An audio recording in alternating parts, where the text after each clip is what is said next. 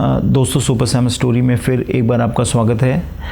भारी बारिश के चलते आज शाम इंडियन एयरलाइंस का प्लेन फ़्लाइट AXB 1344 बोइंग 737 जो दुबई से कोझिकोड आ रहा था, ख़राब मौसम के चलते फिसलकर रनवे के सेफ्टी जोन से बाहर निकल जाता है और 35 फीट गहरी खाई में जा गिरता है, जिसके चलते विमान के 2 टुकड़े हो जाते हैं। 2 पायलट 4 क्रू मेंबर्स के साथ इसमें 184 पैसेंजर सवार थे। जहां हादसे के चलते दोनों पायलट अपनी जान नहीं बचा पाए, वहीं इस हादसे में 35 यात्रियों को गंभीर चोटें आई हैं और अब तक 15 यात्रियों की मौत की भी पुष्टि हो चुकी है। यह फ़्लाइट वंदे मातरम मिशन के तहत उड़ान पर थी, तभी यह दुखद घटना घटी। चलिए जानते हैं कि कैसी हुई ये घटना। दोस्तों, यूँ तो हम सभी जानते हैं कि प्लेन लैंडिंग हमेशा ही एक मुश्किल टास्क रहा है किसी भी पायलट के लिए, लेकिन कोझिकोड एयरपोर्ट पर यह हमेशा ही चैलेंजिंग रहा है, क्योंकि इस एयरपोर्ट की सेफ्टी एरिया के आगे एक गहरी खाई है, जिसके चलते पायलट को प्लेन एक निश्चित दूरी से पहले ही रोकना पड़ता है। इसलिए इसके रनवे को टेबल टॉप रनवे कहा जाता है। इसी के चलते 2 फरवरी 2006 से जब से इसे अंतर्राष्ट्रीय उड़ानों के लिए खोला गया है, तब से यहाँ इसी टेबल टॉप रनवे के कारण कई विमान हादसे हुए हैं, लेकिन कभी भी कोई प्लेन इस सेफ्टी एरिया को क्रॉस कर खाई तक नहीं पहुँच पाया। इस एयरपोर्ट की बनावट और ख़तरों को देखते हुए एयरलाइंस हमेशा ही मंझे हुए पायलटों को यहाँ लैंड करने की इजाज़त देती है।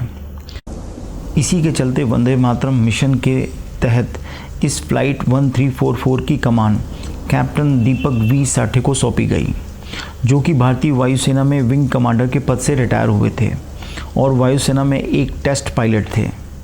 इससे ही इनकी काबिलियत का पता चलता है कि ऐसी किसी भी भयावह परिस्थिति के लिए वो कितने अभ्यस्त थे। 7 अगस्त शाम को जब यात्रियों से खचाखच भरे प्लेन को कैप्टन साठे ने दुबई से टेक ऑफ कराया, तब सब कुछ ठीक ठाक था। कोझिकोड पहुँचते पहुँचते मौसम ने करवट ले ली थी। कोझिकोड का एयरपोर्ट पूरी तरह से बादलों से घिरा था और सब तरफ मूसलाधार बारिश हो रही थी, जिसके चलते विजिबिलिटी बहुत ख़राब हो चुकी थी। लेकिन कैप्टन साठे ने आज से पहले भी बहुत बार इससे ख़तरनाक मौसमों में भी बोइंग 737 को सुरक्षित लैंड कराया था। उन्होंने अपने अनुभव का पूरा इस्तेमाल करते हुए प्लेन को लैंडिंग के लिए तैयार किया और कोझिकोड एयरपोर्ट के रनवे 10 पर प्लेन को उतार दिया।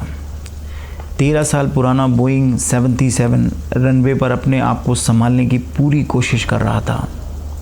कैप्टन ने प्लेन को संभालने का पूरा प्रयास किया, लेकिन रनवे पर काफ़ी पानी होने के कारण प्लेन का ब्रेक उसको रोकने में असमर्थ था। अब प्लेन बहुत तेज़ी से रनवे पर फिसलने लगा था और सेफ्टी जोन को क्रॉस करने वाला था।